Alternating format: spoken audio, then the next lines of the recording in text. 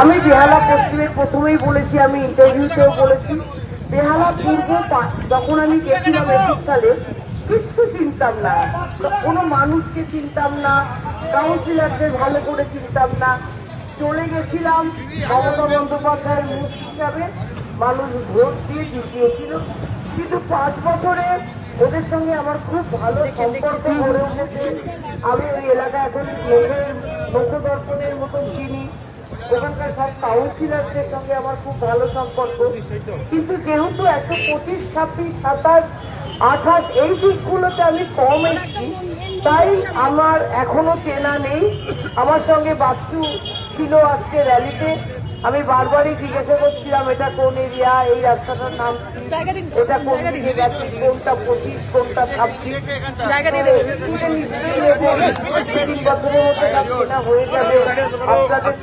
আপনাদের হয়তো অনেক অ্যাক্টিভ কর্মী আছেন, বাচ্চু চেনে, সৌগত চেনে, রানা চেনে, আমি হয়তো চিনি না।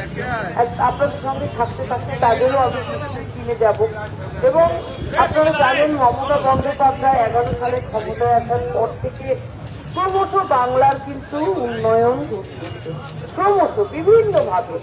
আজকে চাকরি নেই করছে। আজকে যারা এত বড় বড় কথা বলছে বিজেপি, তারা তো সেন্ট্রাল গভর্নমেন্টের 14 সাল থেকে আছে, প্রতি বছর চাকরি। তার মানে সে যদি এখন 14 থেকে 12 বছর হয়ে যায়, তাহলে আজকে ভারতবর্ষে 24 কোটি বেকার যুবকের চাকরি হওয়ার দরকার। মমতা বন্দ্যোপাধ্যায় সাধ্য মতো চেষ্টা করেছে, যতটা পেরেছেন চেষ্টা করেছে।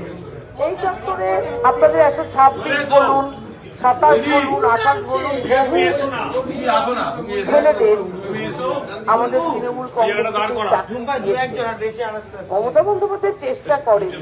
কিন্তু মমতা বন্দ্যোপাধ্যায়কে যদি আপনারা সমর্থন না করেন, তাহলে মমতা বন্দ্যোপাধ্যায় বাংলাটাকে সোনার বাংলার মতো করে তৈরি করতে হবে না। আমি মমতা বন্দ্যোপাধ্যায়ের মুখ হিসাবে আপনাদের এখানে আপনারা সকলে জানবেন 294টা কেন্দ্রের প্রার্থী কিন্তু মমতা বন্দ্যোপাধ্যায়। কিন্তু একজনেরকে 294টা কেন্দ্রে দাঁড় করানো যায় না বলে আমাকে এখানে মুখ হিসাবে দাঁড় করিয়েছে। আমাকে যদি আপনারা ভোট দেন, তার অর্থ আপনারা মমতা বন্দ্যোপাধ্যায়কেই ভোটটা দিলেন। এবং মমতা বন্দ্যোপাধ্যায়ের হাত শক্ত করার জন্য বেহালা পশ্চিমের সামনে আমি দাঁড়িয়ে রয়েছি যে মমতা বন্দ্যোপাধ্যায়কে হাত শক্ত করার জন্য আপনাদের প্রত্যেকের এক একটা ভোট প্রচন্ড মূল্যবান মমতাজির কাছে। মমতাজি নিশ্চয়ই আসবেন বেহালা চৌরাস্তায়, উনি লাস্ট মিটিং করেন, আসবেন আপনাদের কাছে ভোট চাইতে আসবেন, আশীর্বাদ নিতে আসবেন। কিন্তু বিজেপির কুৎসার মুখে দাঁড়িয়ে আপনারা যদি জবাব না দেন, বিজেপি আজকে মমতা বন্দ্যোপাধ্যায়কে নিয়ে নোংরা কথা বলে, বিভিন্ন কুৎসা ছড়ায়, বিভিন্ন মিম বানায়, আমাদের খারাপ লাগে, দুঃখ লাগে। যে মানুষটা এত করে চাইছে বাংলাটাকে ভালো রাখতে, আজকে আপনি এই যে লাইফটা দেখছেন, এই আলোর তলায় দাঁড়িয়ে আছেন আপনি, আপনাদের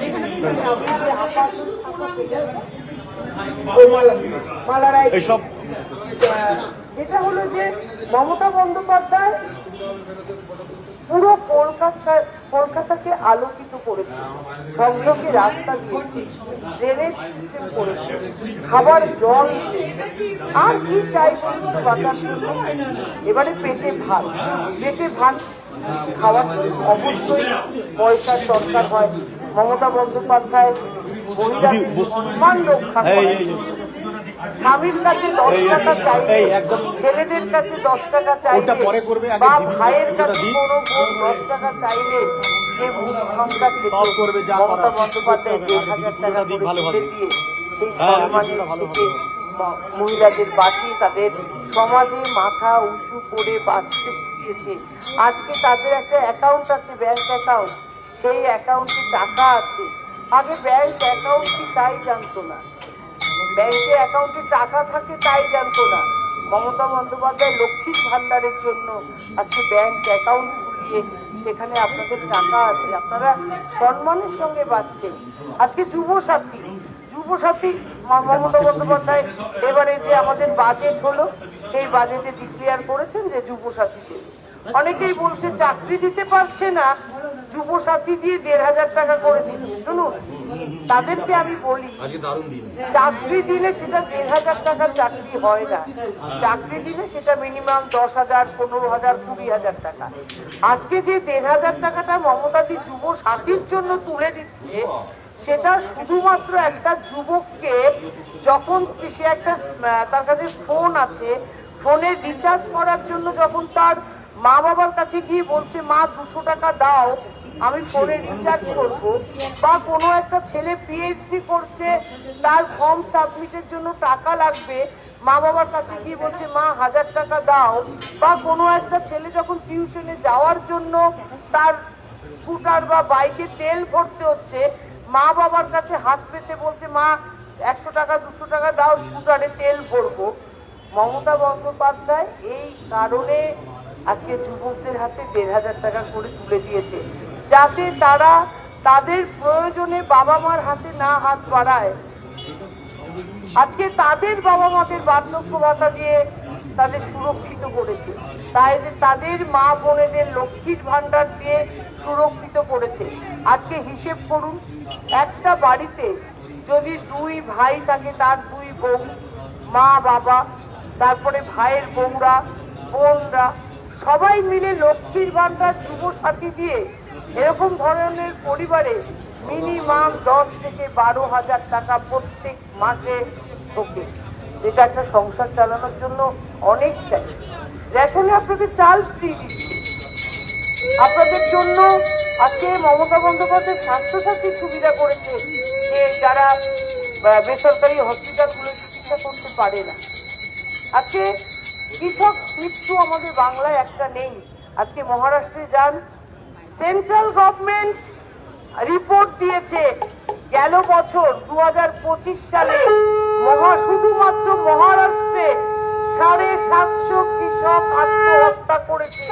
কিন্তু আজকে বিজেপিরা এত বড় বড় কথা বলছে, একবারও তো বলছে না বাংলায় কৃষকের মৃত্যু হচ্ছে, কারণ বাংলায় কৃষকের মৃত্যু নেই। তাদের কৃষক বন্ধু দিয়ে মমতা বন্দ্যোপাধ্যায় তাদের জীবন সুরক্ষিত করেছে, শস্য বীমা দিয়ে তাদের জীবন সুরক্ষিত করেছে।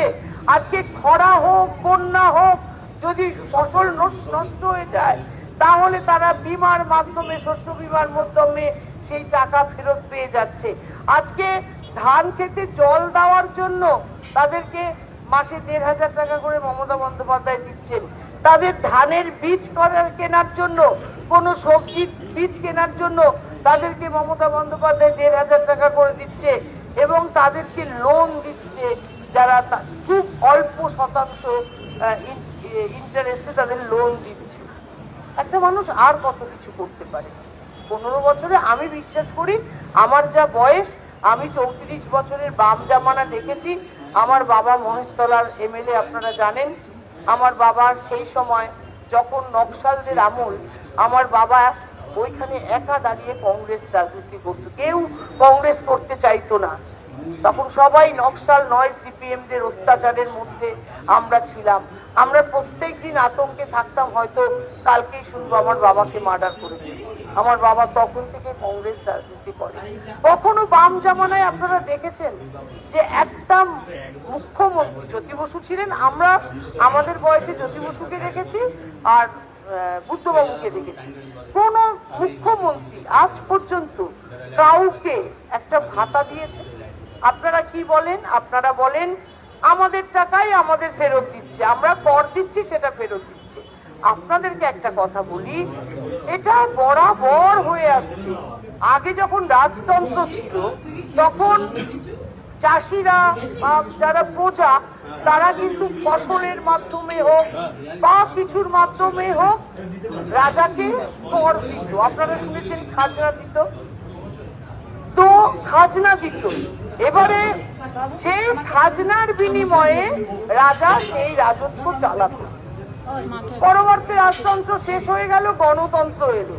গণতন্ত্রে মানুষ ট্যাক্স দেয়, জ্যোতি বসুকেও দিয়েছে, সিদ্ধার্থ শঙ্কর রায়কেও দিয়েছে, বুদ্ধবাবুকেও দিয়েছে, সবাই ট্যাক্সের টাকা তুলেছে, তাই দিয়ে সরকার চালিয়েছে।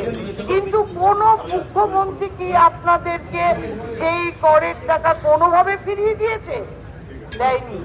মমতা বন্দ্যোপাধ্যায় যদি আমাদের থেকে ট্যাক্স নিয়ে সেই টাকা আমাদের দিয়ে থাকে, তাহলে তো আমি বলবো অন্তত তিনি নিয়ে আবার ফিরিয়ে দিচ্ছেন, যেটা আগের কোনো মুখ্যমন্ত্রী করেন। তাই আজকে বেশি বক্তব্য রেখে ফেললাম। আপনারা আবার আমি আসবো, আবার র্যালি করব। শুধু 126-এর যারা এখানকার নাগরিক আছেন তাদের প্রত্যেককে আমি বলবো আশীর্বাদ করবেন, আমাকে আশীর্বাদ করবেন, মমতা বন্দ্যোপাধ্যায়কে আশীর্বাদ করবেন। এখানে বাচ্চু আছে, আপনার যে ঘনশ্রী বাগ, আমি বাচ্চু বলি।